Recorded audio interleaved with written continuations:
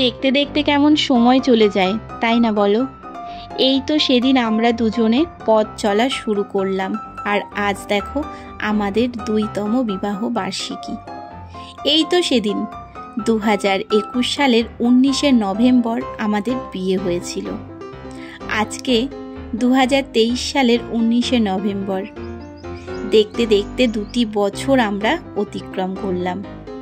ধৈর্য, সম্মান, বিশ্বাস, ভালোবাসা, হাসি, ঠাট্টা, সুখ, দুঃখ আর মান অভিমান ভাগাভাগি করে পথ চলতে চলতে 2টি বছর পার করে দিলাম।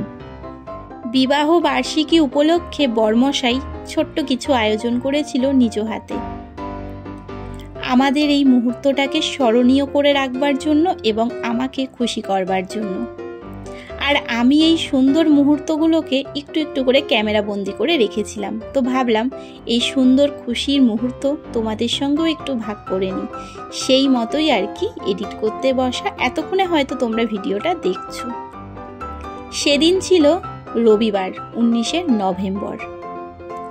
শনিবার দিন গিয়েছিল দোকানে একটি পিৎজা আনতে, কিন্তু এগলেস এবং ছোট কেক পাইনি। তার জন্য ও নিয়ে চলে এসেছিল একটা পনির পিৎজা আর পনির ফিঙ্গার। রাত এখন ঠিক 12টা বাজে কিন্তু। আর আমি নিজ হাতে এই যে ঘরটা একটু সাজিয়ে নিয়েছি মোমবাতি দিয়ে। এই মোমবাতিগুলোও কিন্তু যদিও ওই আমাকে এনে দিয়েছিল কালী পুজোর সময় বাড়ি সাজাবার জন্য। কিছুটা ব্যবহার করেছিলাম আর কিছুটা রেখে দিয়েছিলাম, সেগুলো আজকে কাজে লাগিয়ে দিলাম। আর এই যে আমরা দুজনে মিলে পিৎজাটাকে কাটছি, এরপর একে অন্যকে খাইয়ে দেব।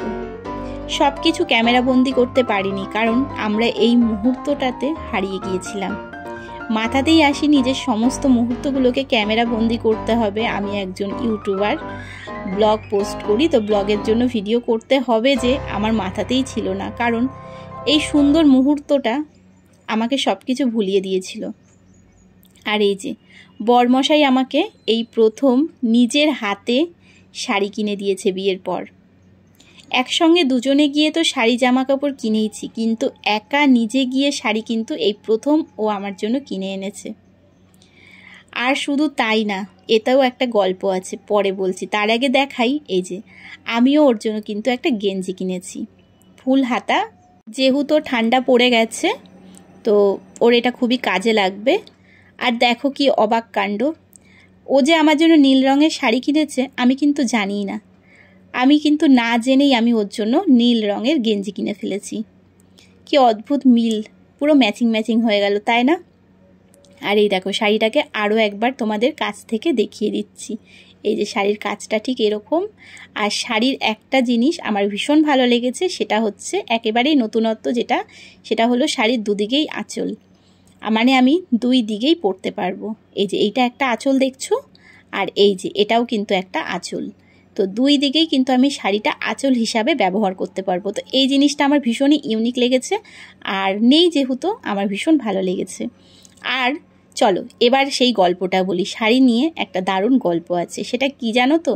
বরমশাই শাড়িটা কিনেই কিন্তু ক্ষান্ত হয়নি। শাড়িটা কিনে নিয়ে চলে গেছিল আমি যে কাকিমার কাছে সেলাই শিখতাম, সেই কাকিমার বাড়িতে। তোমরা জানলে একটা জিনিস খুবই অবাক হবে। শনিবার ছিল 18 তারিখ, বিকেল ঠিক 4টের সময় ও কাপড়টা কিনেছিল। এরপর কাকিমার বাড়িতে দিতে যায়।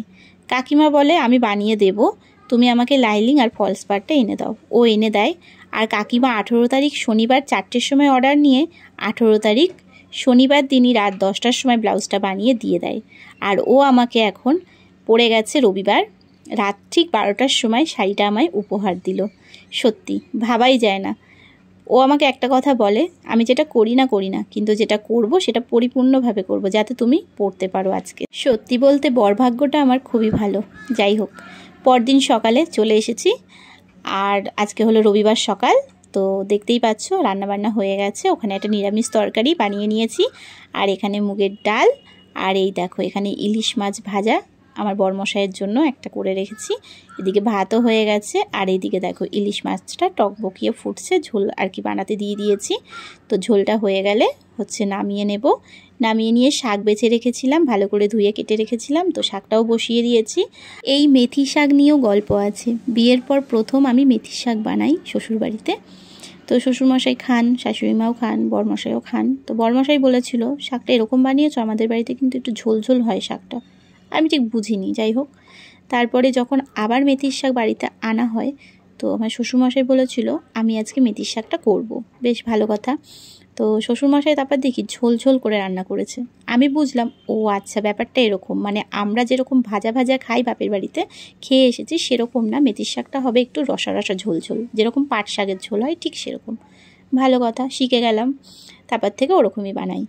আর এদিকে দেখো, ওইদিকে শাকটাও হয়ে গেছে, আর এদিকে মাংসতে সমস্ত মশলা মাখিয়ে নিচ্ছি। আদা বাটা, রসুন বাটা, কাঁচা লঙ্কা বাটা, পেঁয়াজ কুচো, তারপর একটু টক দই, হলুদ, লবণ, কাশ্মীরি লঙ্কার গুঁড়ো, এমনি লঙ্কার গুঁড়ো, সব কিছু দিয়ে আর কি ভালো করে মাখিয়ে নিচ্ছি হাত দিয়ে।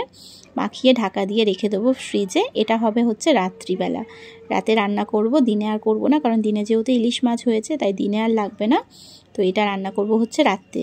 তো ভালো করে চাপা দিয়ে রেখে দিলাম, ম্যারিনেট হয়ে থাকবে। আর এদিকে দেখো মাছের তেলটা ভাজবো এখন, ইলিশ মাছের তেল ভালো মতো লাল করে ভেজে বাটিতে উঠিয়ে নেব। আর এই ইলিশ মাছের তেল ভাজা হলে আমার বরমশায়ের আর কিছুর প্রয়োজন পড়ে না, ভীষণ ভালো খায় এটাও। তো দেখো ভালোভাবে ভেজে নিয়েছি, এবার এই যে পাত্রে নামিয়েও নিয়েছি। তো মোটামুটি রান্না বান্না আমার কমপ্লিট এবেলার মতো। এখন আমি ভালো মতো গ্যাসটাকে মুছে নেব, যেহেতু মাছ হয়েছে গ্যাসে, তো গ্যাস তো ভালোভাবে মুছে নিয়ে তারপরে আমি দুধ জাল দিতে বসিয়ে দিয়েছি। তো আজকে যেহেতু আমাদের বিবাহ বার্ষিকী, আর ফ্রিজেও দুদিন ধরে দুধ জমেছে, তো ভাবলাম একটু পায়েস বানাই।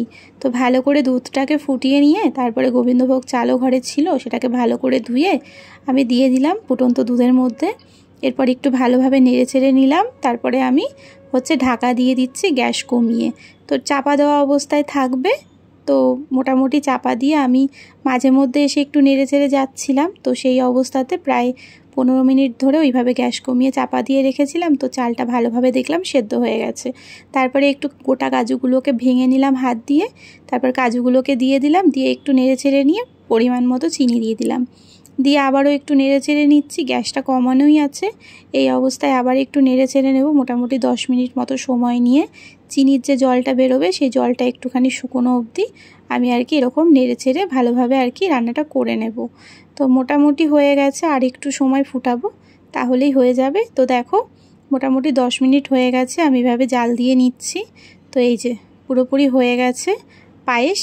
মনোযোগ সহকারে রান্না করছিলাম, হঠাৎ মনে পড়লো আজ তো বিশ্বকাপ খেলা আছে ভারত আর অস্ট্রেলিয়ার। ঝটপট গিয়ে ঘড়ির দিকে তাকিয়ে দেখি 2টো বেজে গেছে। তাড়াতাড়ি টিভি চালিয়ে নিলাম, আর খেলা দেখতে দেখতে দুপুরে খাওয়া পর্বটা সেরে নিয়েছিলাম।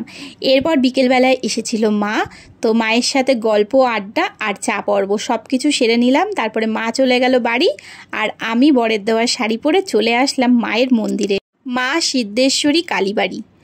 আজকের দিনে মায়ের কাছে না আসলে কি যেন একটা অসম্পূর্ণ থেকে যায় আমাদের, কারণ আমাদের এই মায়ের কাছেই বিয়ে হয়েছিল। আসলে আমাদের বিয়েটা কেন মন্দিরে হয়েছিল জানো তো? আমার শ্বশুরমশাই তখন সদ্য করোনা থেকে উঠেছে, খুব একটা পুরোপুরি সুস্থ হয়নি, একটু একটু হয়েছে।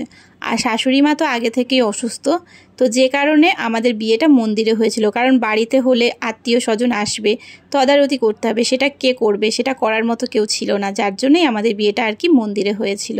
তো এই দেখো বরমশাইয়ের দেওয়া শাড়ি পরেছি, দুজনেই পুরো ম্যাচিং ম্যাচিং হয়ে গেছে। আর এই যে কেমন লাগছে বলবে শাড়িটা পরে আমাকে। আর আমার কিন্তু শাড়িটা খুব পছন্দ হয়েছে।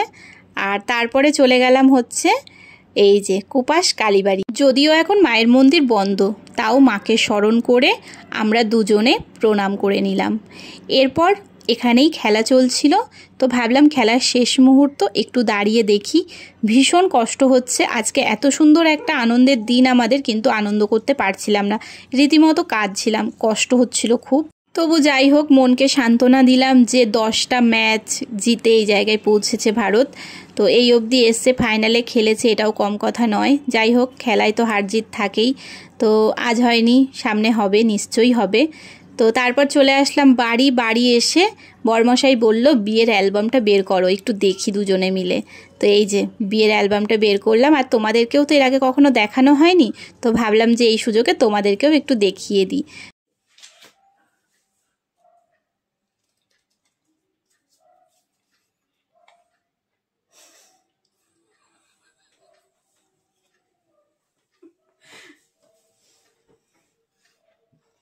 ওগুলো গাছে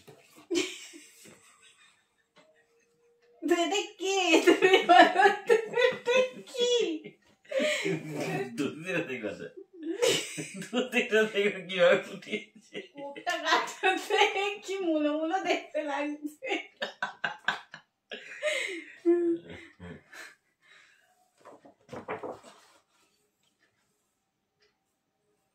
প্রি ওয়েডিং কলা গাছ। ইস